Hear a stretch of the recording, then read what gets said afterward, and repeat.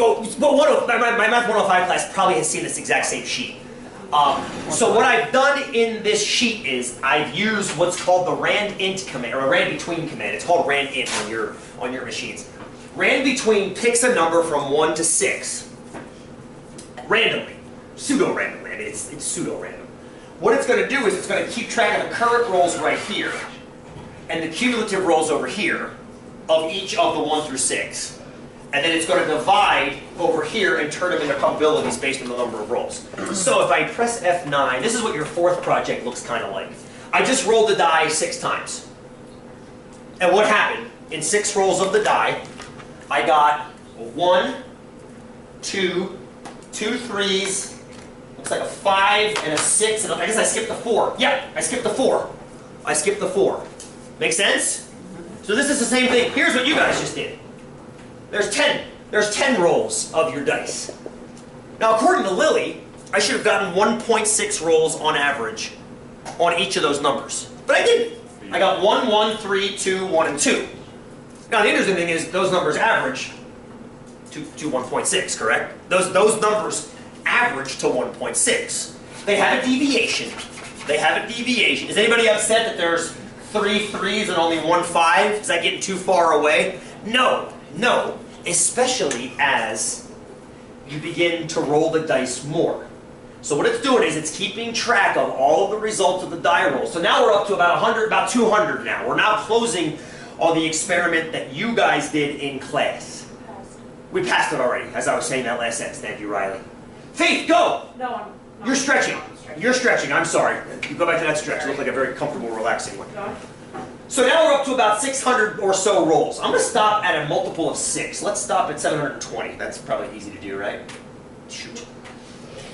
Let's stop at 760. How about 900 exactly? Let's stop. I've already gone. Let's stop at 900.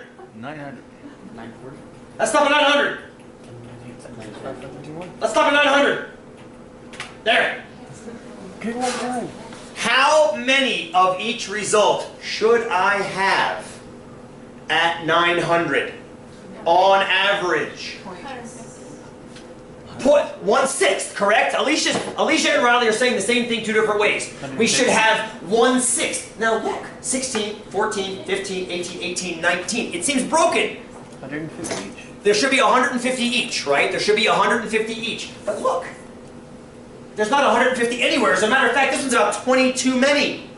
Is anybody worried about this randomizer being broken? No, because if you put the extras from that one as the one that's low, Oh, no, absolutely, Riley. The average is still there. I love what you're saying. The average is still there exactly at 150. What I'm going to do is I'm going to go ahead and let this thing keep spinning. Because you got, say that again, Alicia. I was going to say if you keep going. Stop right there. If you keep going, what's going to happen, my friend? It's going to start to balance out. So the highs are going to come down, the low ones are going to come up a little bit more. What Alicia is describing is exactly the principle that bankrupts people in Vegas. If I just keep playing, if you just keep playing, you're going to lose all your money. If you get ahead, stop. You ever watched Deal or No Deal on television? Oh, God, yeah. I can't watch it anymore. It gives me agita. I came this far, I'm going to keep going. You should stop playing. You should have stopped playing 2 turns back, mathematically. Yeah, $5,000 Right. is still $5,000. Yeah, right. Exactly.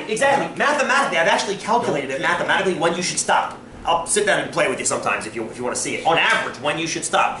The correct answer is not to keep going because you have quote-unquote come along this far. You should stop. So the idea is, yes, this will average out. Right now, if somebody was betting on 6s, they'd be ahead of the curve. And they should go home at this point. But let's let this happen. Hang on one second, Fred. Is it because it's a small sample size? Oh, it's still a pretty small sample size. Yes, Aaron, it's still pretty small even though it's at 900, that's still pretty small. I'm going to let it go ahead. Let's see if I can get through this here. If I can balance this correctly.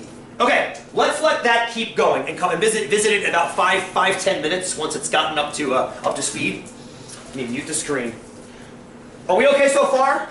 So we understand what 1 in 6 means as a probability.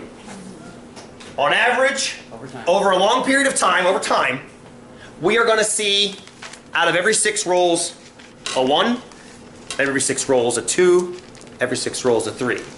Does this mean every 6 rolls I'm going to get 1 of each? No. No, because we just saw that not happen, didn't we? As a matter of fact, in 20 plus years of doing this experiment, when I open that spreadsheet, I've had that spreadsheet for a long, long time. I always start by pressing it 6 times to get 6 up there. How many times in 20 years have I seen one of each? Once.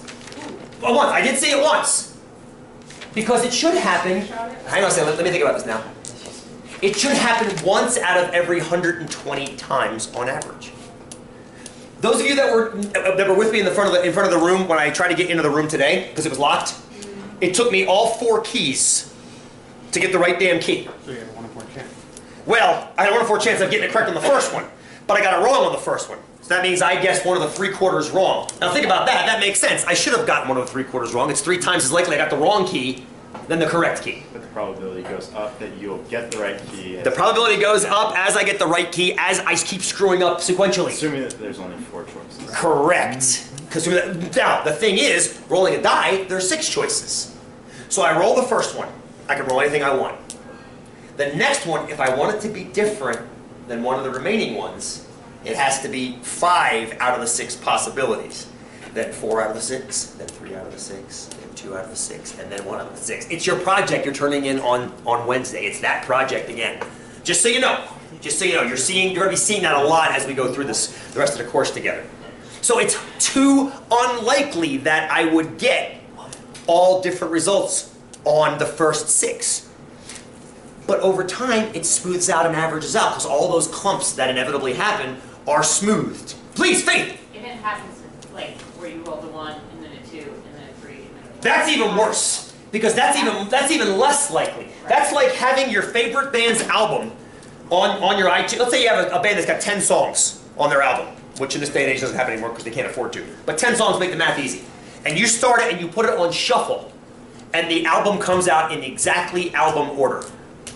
That's cool. That's cool, but it's also next to impossible for it to happen. I remember that question. I had one on your exam, I think it was based off my band's album. Yeah, exactly. It's extremely unlikely to have it. It's extremely unlikely to have it on shuffle, on random, that you would get all 12 of those songs in a clump together. But it's even exponentially more unlikely to get them all together in the correct album order. Yeah, it's insane actually to think about. We'll think about it more as we go through the course. But please, Scott. So on that, like the 2 dies that they do at the gambling table, when you... Just FYI. That's Scott's talking. Look what's happening. 5,600 trials, look what's happening with probabilities. Person betting on 6 should have stopped. Go, Scott. So off of like the 2 dies being rolled at the gambling table, Yes. you multiply those 2 probabilities together, don't you, to get... Depends on what you chance. want. It depends. Yes and no. And the reason it's yes and no, bear with me. Right. The reason it's yes and no is it depends on how many mutually exclusive outcomes there are. Scott's asked a very good question. One, I want to hint at the answer right now, and probably Wednesday get at the answer more. But let me give you an example. What's the chance if you roll 2? You know what? Let's answer your question in process, if that's okay. Grab your second dice. Let's change the experiment. I want to come back and look at this guy as we're rolling him.